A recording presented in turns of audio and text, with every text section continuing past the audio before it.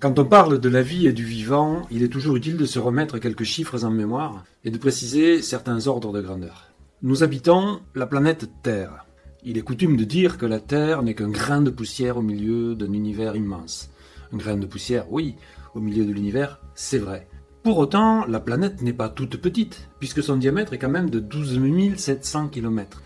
La vie est apparue et s'est développée sur Terre, mais elle n'en occupe qu'une toute petite partie, une mince couche à la surface, composée principalement de 3 éléments, l'atmosphère, l'eau et les couches superficielles du sol. Essayons de quantifier visuellement ces différentes parties. Nous allons rassembler toute l'atmosphère dans une seule bille pour la positionner à côté de la planète Terre. Eh bien, l'atmosphère terrestre représente une boule d'environ 2000 km de diamètre, sous-entendu à la pression normale au niveau du sol. Essayons maintenant de voir ce qu'il en est pour l'eau. Les océans occupent la majeure partie du globe. Quel est donc le volume total de toutes les eaux terrestres? Elles occuperaient une sphère de 1380 km de diamètre. Le sol, c'est plus approximatif, mais ce serait une boule de 300 à 400 km de diamètre. La vie s'est donc développée dans ces 3 espaces, l'atmosphère, l'eau, le sol. Précisons au passage ce que représente l'eau facilement accessible pour les humains. Eh bien très peu en fait. Une bille d'environ 60 km de diamètre. Évidemment, les eaux salées, les glaces d'épaule, les eaux très profondes ne sont pas comptabilisées ici. Il s'agit essentiellement des eaux de surface. Maintenant, essayons de quantifier quelle est l'importance de la biomasse totale, la biomasse réunissant l'ensemble du vivant sur Terre. Eh bien, la biomasse, qui contient elle-même beaucoup d'eau, entrerait dans une bille de 17 km de diamètre. Dans cette biomasse, vous vous en doutez, ce sont les végétaux qui occupent la plus grande part, une bille de 15 km. Les champignons, une bille de 4 km 5.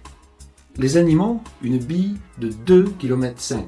Et oui, l'ensemble des animaux vivant sur Terre et dans les océans entrent dans une bille de 2 km 5, y compris les humains bien sûr, les éléphants, les baleines et même les vers de terre. Ne riez pas, je cite les vers de terre parce qu'ils ne sont pas quantité négligeable. Les vers de terre représentent à eux seuls 80% de la masse des animaux vivant sur Terre, soit une bille de 2,2 km. Et les humains alors? Eh bien les humains, tous ensemble, pourraient entrer dans une bille de 750 mètres de diamètre. Je dois encore vous parler d'une autre famille d'êtres vivants, ceux qu'on appelle communément les microbes. Dans cette famille, il y a les bactéries. Les bactéries, la plupart du temps, elles sont très utiles à la vie. Nous en possédons une grande quantité dans nos intestins, qui nous aident à digérer. Dans le milieu naturel, elles décomposent la matière vivante, elles sont donc fort utiles. Heureusement d'ailleurs, car elles sont très nombreuses. Pas seulement en nombre, mais aussi en volume, en masse. En effet, elles occupent une boule de 5 km de diamètre, c'est-à-dire beaucoup plus que la masse totale des humains et même des animaux. Bien sûr, quelques-unes sont pathogènes. Ce sont elles qui nous amènent les angines, la peste, le choléra, la tuberculose. Dans la catégorie microbes, il y a encore une famille qui nous préoccupe beaucoup en ce moment, les virus. Les virus sont très nombreux, et comme les bactéries, certains sont très utiles à la vie. Malheureusement, d'autres sont très pathogènes. On leur doit la grippe, la rage, la polio, la variole, le sida, et évidemment le Covid-19. Leur masse totale vivant sur Terre est largement supérieure à celle des humains, une bille de 1,25 km de diamètre. Donc, au vu de ces chiffres, on voit bien que les virus ne vivent pas parmi nous, que les bactéries ne vivent pas parmi nous. C'est bien nous, humains, qui vivons chez les virus, chez les bactéries, chez les vers de terre.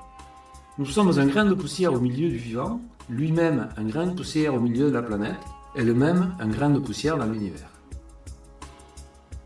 Pour vous aider à visualiser ces différents volumes, ces différentes masses relatives, je vous propose de recourir à une image. Nous allons rétrécir la Terre à la taille de la géode de Paris-la-Villette, une boule de 36 mètres de diamètre. Elle représentera donc la Terre. Quelle sphère représenterait alors l'eau douce disponible? À peu près un ballon de handball. La biomasse totale serait contenue dans une balle de golf, l'ensemble des végétaux dans une balle de ping-pong, l'ensemble des bactéries dans un pois chiche, les champignons dans une groseille, l'ensemble des animaux dans un petit pois extra fin. Quant à nous, les humains, les 7,5 milliards d'êtres humains, nous serions contenus dans une seule graine de quinoa, une petite graine de quinoa de 2 mm de diamètre à côté de la géode. L'humanité est une graine de quinoa posée sur la géode de Paris. Pour finir, je voudrais évoquer un dernier rapport d'échelle assez étonnant. Nous avons parlé des virus. Et voici un coronavirus.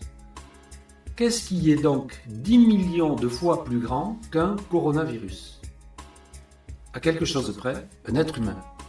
Et ce petit organisme, 10 millions de fois plus petit que nous envahit notre corps, s'y multiplie à son seul avantage, nous rend malades, fait monter notre température et parfois même réussit à nous ôter la vie. Mais qu'est-ce qui est 10 millions de fois plus grand qu'un être humain? Eh bien, la Terre. Et nous, petits organismes humains, avons envahi toute la Terre. Nous nous y sommes multipliés à notre seul avantage. Nous avons fait monter sa température jusqu'à compromettre les conditions de vie sur Terre, y compris notre propre vie. Contre le coronavirus, l'humanité est en train de développer des gestes barrières, des confinements, des mises à l'arrêt, pour éviter que ce virus ne tue plusieurs centaines de milliers, peut-être des millions de personnes. Et face à la fièvre de la Terre, celle que nous avons provoquée nous-mêmes, est-ce que nous serons capables, tous, dans un même mouvement, en même temps, de mettre en œuvre des gestes barrières, des gestes qui protègent, des gestes qui sauvent ?